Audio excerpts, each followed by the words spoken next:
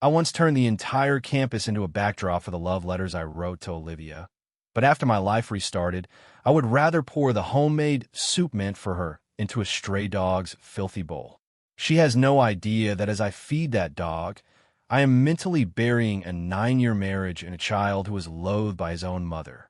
Even when she stood in the yard on a rainy night leaning on crutches, her lips turning blue from the cold as she handed me a birthday cake, I only told her coldly that I didn't love her anymore. Even when she sobbed that this version of Olivia truly loved me, I kept my distance and told her that this version of Lucas was done waiting. She will never realize that on that snowy street where the accident happened, I finally learned a hard lesson. Someone who doesn't love you will never stop for you, even if they claim to write you into a 3,000-word love letter. On the day of that fatal crash, my wife was busy celebrating her first love's birthday. I died on that street while clutching our sick child, waiting for an ambulance that never came. When I opened my eyes again, I was back in high school. The innocent girl in the seat behind me was blushing, whispering if I wanted to be her boyfriend in that annoying, cutesy voice. It wasn't funny at all. I told her that was a disgusting way to talk and never to let me hear it again. Currently, the students at West High were all gossiping about how a loser like Lucas Miller had finally stopped obsessing over her. I didn't bring Olivia her usual morning latte today. I stopped running her errands during the breaks between classes as well. Even when she complained about cramps, I didn't skip class to go buy her heating pads or medicine like I used to do every single time. Everyone was shocked that someone who had pursued her for a year could just quit cold turkey. Some thought I was just acting out to get her attention, waiting for Olivia Sterling to come comfort me. Others believed I was truly over her, especially with rumors that the most popular girl from East High was now interested in me. There was a loud thud as Olivia slammed her textbook onto her desk in a fit of rage. She snapped at everyone to get out if they wanted to gossip during study hours. I happened to walk through the classroom door the exact moment she stopped talking. The room went dead silent as dozens of eyes fixed on me. I ignored all of them as if they were ghosts, walking straight to my desk and pulling out my chair. I opened my bag and found 2 glass bottles of warm milk inside. Our housekeeper must have prepared 2 out of habit, forgetting that I didn't need to bring an extra one for Olivia anymore. Olivia's friend, Lisa Vance, nudged her and whispered that I was clearly trying to make amends. Lisa smirked and said she knew I wouldn't last long, and I saw a flicker of smugness in Olivia's eyes. To her surprise, she watched me hand the extra bottle to my desk, made instead. I told Martin it was for him, leaving him looking stunned and hesitant to reach out for it. I gave him a quick nod before pulling out my textbook to start reading. Martin leaned in and whispered, asking why I was suddenly acting like a straight-A student the moment I walked in. I told him I planned to test into the honors track next semester. When I first enrolled at West High, I actually had the second highest entrance exam score in the entire city. I had intentionally failed my placement exams just to stay in the same class as Olivia, which landed me in the remedial track instead of the honors program. Now, I no longer had a single reason to stick around this basement-level class. It sickened me to think that the girl sitting behind me was once my wife. In that future, she had actually drugged our starving child with sleeping pills just so she could sneak out to her first love's birthday party. That decision led to the car crash on that snowy night while I was rushing the baby to the ER. I could never forgive her for that, so I decided to sever our connection right here and now. Martin and I headed to the cafeteria for lunch. The server handed me my plate of ribs and asked with a grin what I wanted to get for Olivia, noting they had her favorite sweet and sour fish today. I froze for a second as memories of my pathetic, reckless pursuit of her flooded back. I used to cram her locker with letters and even tried to ask her out over the school PA system, ignoring every warning from the principal. Even the lunch staff knew her favorite meals because of me. Everyone in this school knew I was obsessed with Olivia Sterling, like a man running full speed into a brick wall and refusing to stop. Looking back, I was nothing but a joke. I shook my head and told the cook I wasn't buying her lunch. I took a breath and added that I would never be buying her lunch again. The cook stood there with his tongs hanging in midair, looking completely baffled. I grabbed Martin to leave, only to come face to face with Olivia at the back of the line. She looked startled the moment our eyes met. I looked away instantly and walked right past her without a second thought. Martin whispered, asking what was going on and why I was suddenly ghosting her. I sat down at a table and started mixing my gravy into my rice, acting like nothing had happened. I told him it was nothing. I just realized that my old behavior was embarrassing and pointless. Once I stopped orbiting Olivia, I was surprised by how much free time I actually had. I started playing basketball with the guys again and hung out at the gym. I even dug out all the old practice exams and textbooks I had ignored and started working through them one by one. I realized that high school was actually fun and bright when I wasn't constantly worrying about a girl who didn't care about me. A few days later, the annual school dance competition arrived. Our teacher led us to the field to cheer for our classmates. In my previous life, I had bought out every single flower shop in the neighborhood just to show support for Olivia's dance team. I had even arranged rose petals on the pavement to spell out a cheesy motivational quote for her. I didn't even care that the thorns were shredding my hands and making me bleed because I thought being her #1 fan was my destiny. Her team ended up winning the championship with a record high score. As everyone cheered, she was busy celebrating with her friends and the trophy, never once looking in my direction. This time around, I told the teacher I wasn't feeling well and stayed in the classroom to study vocabulary. I was done doing pathetic things for people who wouldn't give me the time of day. Martin eventually wandered back from the field and told me that Olivia seemed totally off her game today. He mentioned she kept looking into the crowd as if she was searching for someone, then asked if I thought she was looking for me. I told him that was impossible while I finished my notes. Olivia hated me so much that she probably enjoyed the fact that I wasn't there to annoy her. Martin kept talking about the event, and since I didn't want to hear it but didn't want to be rude, I made an excuse to go refill my water bottle. As soon as I stepped out, I saw a crowd rushing toward the classroom. I tried to move out of the way, but Lisa, who was helping Olivia walk, screamed at me to get my medical spray because Olivia was hurt. I used to keep a specialized first aid kit just for her since she was a dancer, filled with high-end sprays and creams for sports injuries. I was confused, though, because she hadn't gotten injured in my previous life. Lisa was practically vibrating with impatience, yelling at me to wake up. I snapped out of my thoughts and looked at them. I looked at her swollen ankle and told them the spray had expired and I'd already trashed it. Then I turned around to continue my walk to the water fountain without giving her a second glance. I realized I shouldn't care whether she was hurt or not. The agony I went through in my past life made her little sprain look like a joke, and I had no reason to feel sorry for her. I heard Lisa gasp behind me, and I felt a cold, sharp gaze boring into my back. Olivia ended up taking a couple of days off school to recover from her injury. My mother heard about the accident and insisted that I take some homemade soup over to Olivia's house. Our families were old friends, and my mom had basically seen Olivia grow up. She felt it would be rude if I didn't go check on her in person. I tried to get out of it, but my mother was relentless and eventually wore me down. She actually had the family driver escort me to their front door to make sure I didn't ditch the mission. I stood there outside the Sterling residence holding a thermos of soup, feeling completely annoyed. It was getting dark, and the trees were rustling in the evening breeze. I shivered slightly and pulled my jacket tighter as I stepped onto the sidewalk. I looked up at the white 3-story house that looked so familiar it made me sick. The orange glow of the setting sun hit the windows, making the whole place look irritatingly bright. I knew this house inside and out because I used to spend all my time here as a kid. I even lived here for 2 years at one point, and every single corner was filled with memories I wanted to forget. I remembered how I would comfort her after her breakups, even though it was killing me inside. She used to promise she would always be there for me, and I was stupid enough to believe her. My chest felt tight, and my hands were shaking from the sheer weight of the resentment.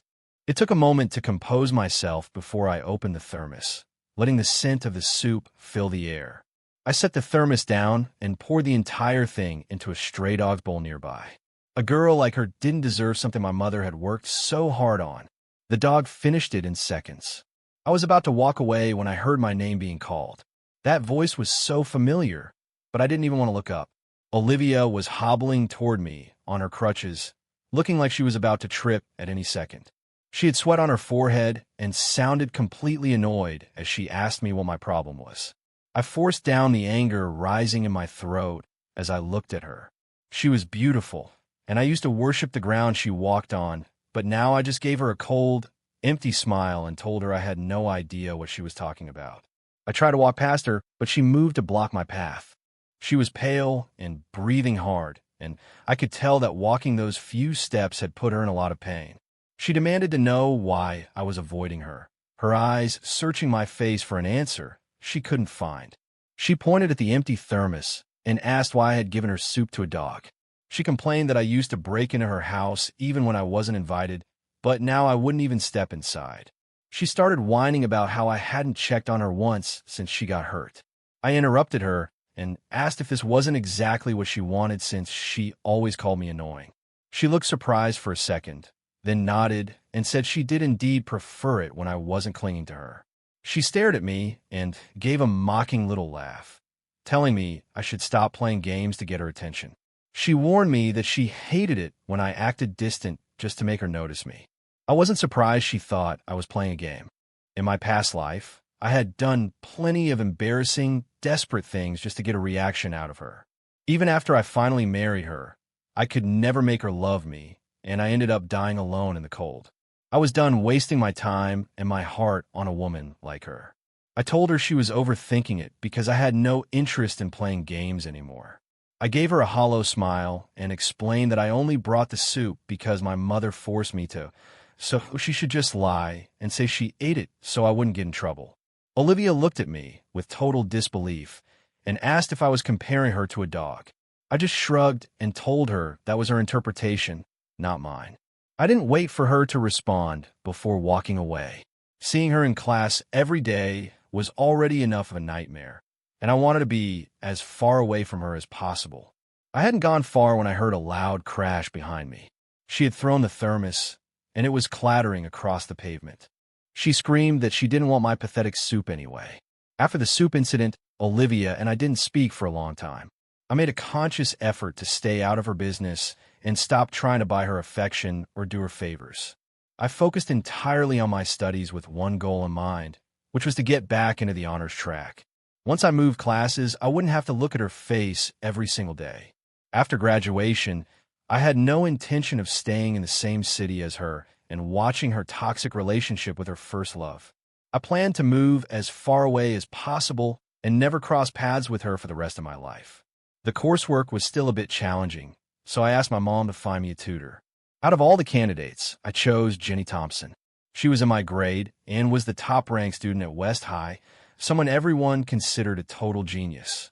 Our first conversation was straight to the point. I told her I needed to get into the honors track as fast as possible, and she simply told me she'd take care of it. Jenny and I became close pretty quickly. I would save up my questions and run to the honors wing after class to find her. We even started hanging out at a nearby diner during our breaks to study together. Naturally, a new wave of gossip started spreading at West High. People were saying that I had found a new target to obsess over and was using tutoring as an excuse to hit on Jenny. This didn't sit well with the guys who had crushes on her. One afternoon, a group of guys cornered me behind a gym. They told me to stay away from Jenny, claiming that a loser from the remedial track like me had no business being near her. The leader was a big guy with a buzz cut who looked like he belonged on the track team. He had 3 other guys with him, and they all looked like they were looking for a fight. They surrounded me, but I didn't let it get to me. I calmly explained that Jenny was my paid tutor and that our relationship was purely academic.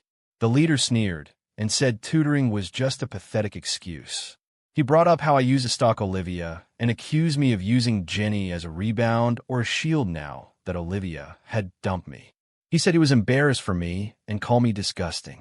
He told me that a girl like Jenny would never like a guy who prioritized chasing girls over his education and warned me that I'd be responsible if her grades dropped. I didn't even know what to say to that. I admitted to myself that I used to be obsessed, but I was actually trying now. I couldn't understand why they were so offended by someone helping me study. I was a paying customer, for crying out loud. The guy lost his cool and stepped into my space, threatening to teach me a lesson I wouldn't forget. His friends started rolling up their sleeves like they were in some bad action movie. Suddenly, Jenny appeared and grabbed my arm, pulling me away from them. She was tiny and had her hair in a bun, but she carried herself with such authority that they all backed off instantly. Their tough guy acts vanished the second they saw her.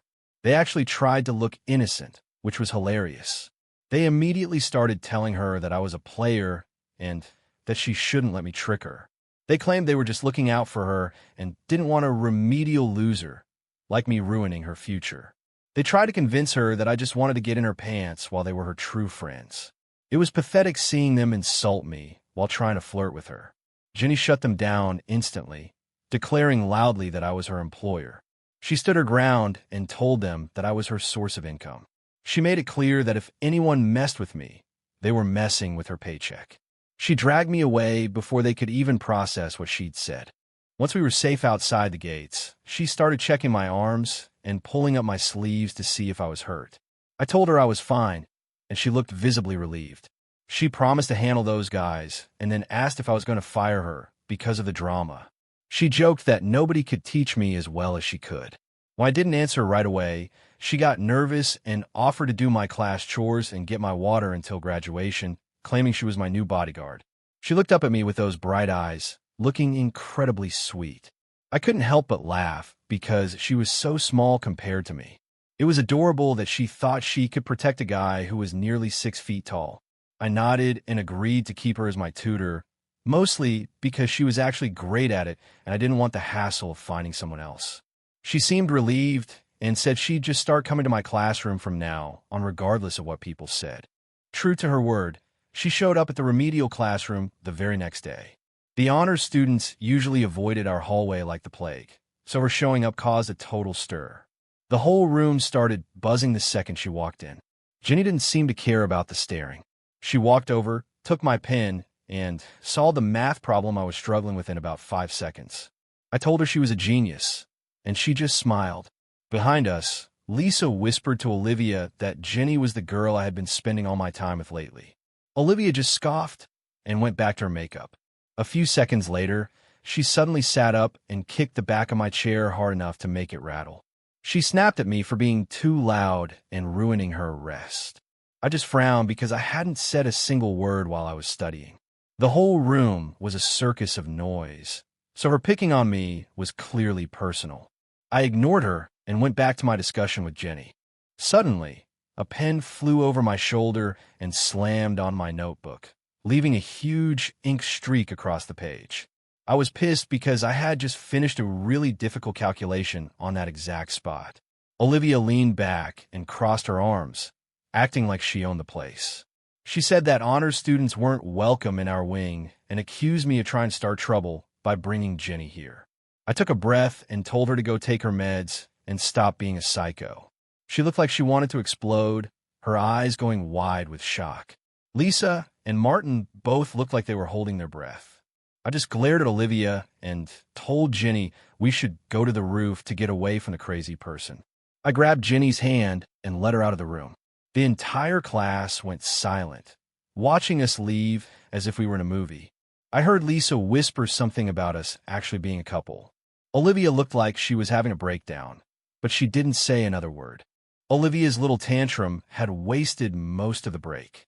Jenny and I decided to meet at a cafe after school to keep working. When the final bell rang, I was packing up when Olivia blocked the doorway. After her behavior earlier, I had zero interest in talking to her. I tried to walk around her, but she put her arm out and asked if it was true that I was trying for the honors track. I told her it was none of her business. She suddenly acted all sweet and offered to find me the best tutor money could buy. I told her no thanks because I already had Jenny. Olivia's face dropped instantly, and she looked like she was about to throw another fit, asking what Jenny could possibly know that she didn't. I didn't bother arguing and just walked away. Thanks to Jenny, my grades were skyrocketing, and I was acing all my weekly quizzes. I still had a long way to go before I could transfer classes, though. I was working on physics one afternoon when Martin came running in with news about a new transfer student. I stopped writing because I knew exactly who it was going to be. The bell rang, and just like in my previous life, Olivia walked into the room helping the new guy. The story was that he'd gotten lost and then hit by a basketball, which is why he ended up in the remedial class. I looked at Jerry Harrison. He was decent looking, but not exactly a genius, though he was an expert at playing the victim. This was the guy Olivia had destroyed her relationship with her parents for, even going on a hunger strike to date him. I had watched their entire toxic cycle of breaking up and getting back together from the sidelines. I had been the guy who stepped in when she was at her lowest. When Jerry broke her heart, I was there to hold her hand while she drank herself into a stupor or smoked to deal with her insomnia. I was her emotional punching bag, crying when she cried and pretending I was fine when she was happy. One night, when she was completely wasted, she reached out and unbuckled my belt. She sat in bed the next morning looking like a ghost before hoarsely suggesting we get married. I was so happy I actually cried, thinking all my devotion had finally paid off. But when our baby was only 7 months old, she started seeing Jerry behind my back again. I realized then that in their epic romance, I was nothing more than a temporary distraction. Jerry was assigned the seat right in front of me, and Olivia helped him sit down with such care it made me want to gag. He thanked her, and she just gave him a shy little smile and said it was no big deal. My chest felt tight, and I had to look down at my desk to hide the fact that I was tearing up. In my old life, I never thought a guy like Jerry could ever be a threat to me. This time around, my only goal was to stay as far away from their drama as possible. After school, Jenny came by and handed me my favorite iced tea. It was kind of weird because I was the one paying her, but she was always the one bringing me snacks. She kept telling me that taking breaks and eating well was the key to staying sharp. I told her I really just needed a drink, so we went to a dive bar near the school and ordered a few beers and some appetizers. Ever since I started grinding, all we ever did was study. This was the first time we were actually just hanging out and relaxing. We didn't talk much while we were eating. She was focused on her food while I was busy getting buzzed. By the time we left, I was stumbling, and she had to grab my arm to keep me upright, joking that she only ate so much so she'd be strong enough to carry me home.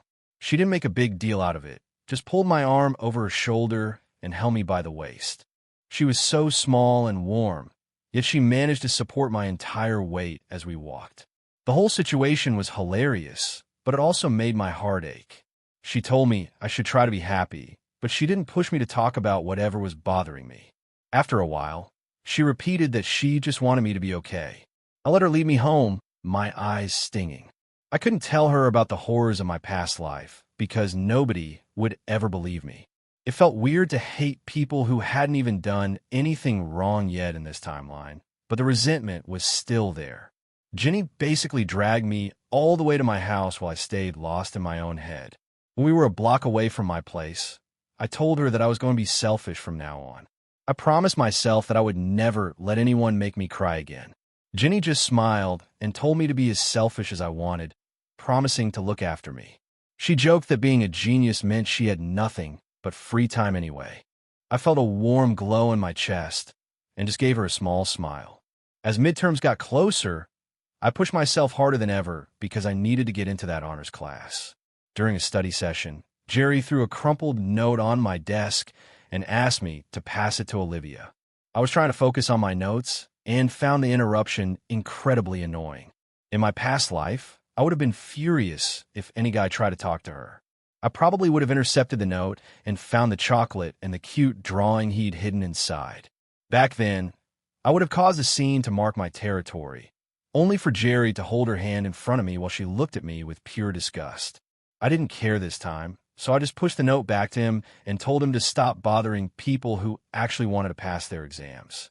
Jerry's face turned beet red immediately. He asked me why I was acting so high and mighty over a piece of paper. He mockingly pointed out that if I loved studying so much, I wouldn't still be stuck in a remedial class. I was done with his attitude.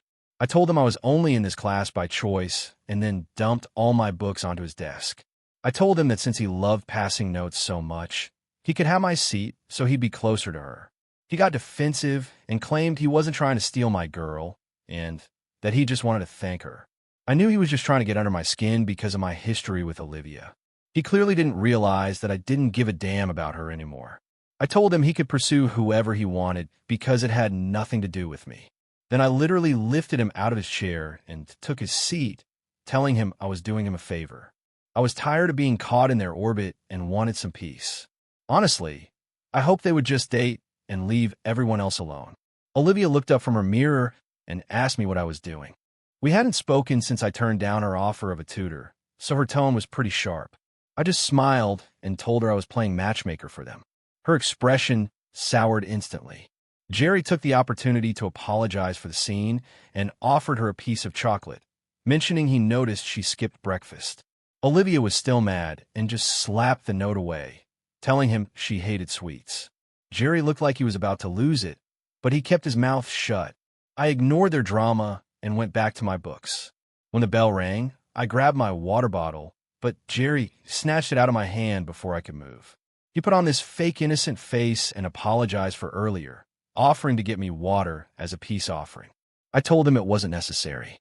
He started whining that if I didn't let him do it, it meant I still hated him. Dealing with someone that manipulative was exhausting. He claimed he just wanted to be friends and ran off with my bottle before I could even say no. Martin asked if the guy was okay, and I just shrugged because I had no idea what his deal was. A few minutes later, Jerry came back with a bottle of steaming hot water. As I reached for it, he accidentally dropped the bottle, pouring the boiling water directly onto his own hand. He started screaming about how he just wanted to be my friend and asking why I wouldn't forgive him. The whole class was staring, and I couldn't believe a 16-year-old was pulled such a pathetic stunt. I used to wonder why Olivia was so obsessed with a loser like him. Seeing him act like this just made me realize how pathetic they both were. Olivia rushed over to check on him, and he immediately started playing the martyr, telling her not to blame me, because it was just an accident. To my surprise, she ignored him and came straight to me. She grabbed my hand to check for burns, even though Jerry was the one who was actually hurt. She yelled at Jerry for being an idiot and not even being able to carry a cup of water. We were both shocked by her reaction. She dragged me to the nurse's office, where the nurse told us the injury was so minor it would have healed by the time we walked back. Olivia looked embarrassed and wouldn't meet my eye. On the walk back, she finally told me she wanted us to switch her seats back. I was about to say no when she added that she was taking back everything she said about hating me. She hesitated before asking if I would come to her birthday party with the rest of the class. In my past life, that was the night I found out she was pregnant. I had noticed she was sleeping more and eating more than usual, which was weird for her. I bought her a test, but she just laughed it off and kept partying. She was still wearing heels and heavy makeup, eating nothing but junk food and staying out all night. I was worried about her, so I actually tested her urine myself after she forgot to flush the toilet one morning. Sure enough, the test came back positive. I was so excited that I went out and bought a pair of baby socks and a little gift box. I truly believed that the baby was going to be the thing that finally brought us together. I wanted to give her a real home and spend the rest of my life making her happy. Back then, I would have died for her. It wasn't until much later that Jerry told me she had actually planned on dumping me that night. The baby was an accident that she never even wanted. To make matters worse, she wasn't even sure if the baby was mine or Jerry's. She was actually hoping it was his and was disgusted by the idea that it might be mine. The test eventually proved it was my child, but the damage was already done. The memory felt like a knife to the heart, so I just told her I was busy and couldn't make it to her party. She stopped and begged me to meet her at the estate where we used to hang out. She said she had something important to tell me. I realized that neither she nor Jerry ever actually listened to what I was saying. I ignored her and walked into the classroom, and 2 days later, her birthday arrived. Everyone had a gift for her. Lisa bought her a crystal snow globe, while Martin jokingly stuffed a bag of ramen into a fancy gift box. Martin joked that even a bag of ramen was too good for her. I didn't say anything, but I noticed Jerry putting a cheap hair clip into a plain paper bag. The bag had no logo, and the clip looked like something from a dollar store. He clearly didn't know that Olivia Sterling never wore anything that wasn't designer. I went through my day as usual and ignored the party preparations. When school ended, everyone headed toward the fleet of cars her family had sent to pick them up. I slipped away from the crowd and found a quiet spot. I took a paper airplane out of my pocket and lit it on fire. I was done with toxic people and was focused on my own future. My life was finally on track, and I knew I was going to be successful. The only thing that still haunted me was the memory of my son, the boy whose mother never loved him. I watched the flames consume the paper airplane until there was nothing left. I made a silent promise that if I ever had another child, I would protect them with everything I had. This time, I was smarter and stronger, and I wouldn't let anyone hurt my family. I spent the rest of the evening reading while it poured rain outside. Olivia tried to call me in the middle of the night, but I just turned my phone off. My mother woke me up at 3 in the morning to tell me that Olivia was standing in our yard. The rain was still coming down hard. I threw on a jacket and went outside to find her soaked to the bone. Her hair was matted to her face, and her eyes were red from crying. She immediately asked why I didn't show up. I stayed under my umbrella and kept my distance, having no desire to be anywhere near her. My umbrella was too small for 2 people anyway, and I wasn't about to share. I reminded her that I never promised to go, and she just sighed and said it was fine. She went to her car and brought out a birthday cake, telling me she had been waiting for me to blow out the candles with her. I didn't move to take it, just watched the rain drip off her hair. Her lips were blue from the cold, but I didn't feel a single ounce of sympathy for her. She could clearly see the lack of emotion in my eyes. The fake smile vanished from her face, and she begged me to just be nice to her for once. She looked desperate as she asked me to just look at her. I told her to stop looking at me like that while I stared at the cake. In the past, I was always the one running around trying to make her birthday perfect. I never expected anything in return and didn't even care if I got to celebrate with her. All I ever wanted was to see her happy. I had no idea why she was suddenly obsessed with me in this life. But her affection was too little, too late, and I didn't want anything to do with it. I told her flat out that I didn't love her and didn't even want to be her friend. She looked like I just slapped her. She stammered in confusion. I explained that I'd switched seats and was trying to move classes specifically to get away from her. I told her I'd finally learned my lesson and stopped being the annoying guy who followed her around. She started shaking her head and crying, saying she realized she was wrong the moment I stopped talking to her. She claimed she wanted me at the party so she could tell me she loved me. She told me she had fireworks and a long love letter waiting for me, but I didn't care. I'm the type of guy who never forgets a betrayal, and she'd already broken my heart once too many times. I told her it was over and that she should stop looking for me. The rain was drumming against my umbrella as I turned to leave. I walked back inside and didn't even bother leaving her my umbrella. When the midterm results came out, I was in the top 10 of my grade and was officially moved back to the honors track. Martin was a mess when I was packing up my desk. He hugged me and started crying about how he was going to miss me and how we'd never see each other now that I was an honors student. I gave him a playful punch and told him I'd still visit. I told him to study hard so he could join me in the honors classes next year. Martin just wailed that he'd rather be buried alive than study that hard. Lisa gave me a new notebook and told me to make the remedial class proud by being the best student in the honors track. All my other friends came over to say goodbye, giving me snacks and little gifts. I said my goodbyes and was finally ready to head to my new classroom. Olivia finally spoke up and offered to walk me to my new class, but I shot her down immediately. She stood there looking awkward with her hand reaching out for me. Right then, Jenny walked in and took my arm.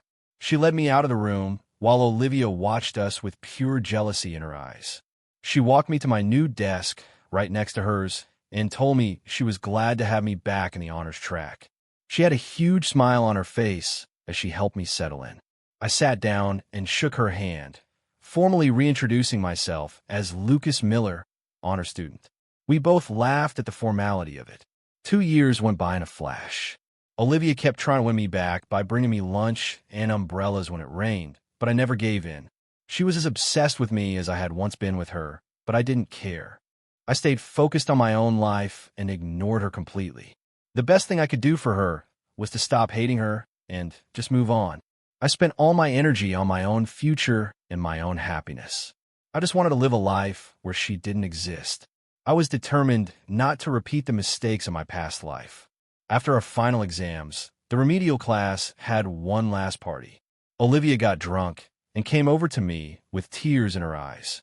She finally asked me why I'd stopped loving her so suddenly when I used to be so devoted. I told her I'd had a dream where she treated me poorly.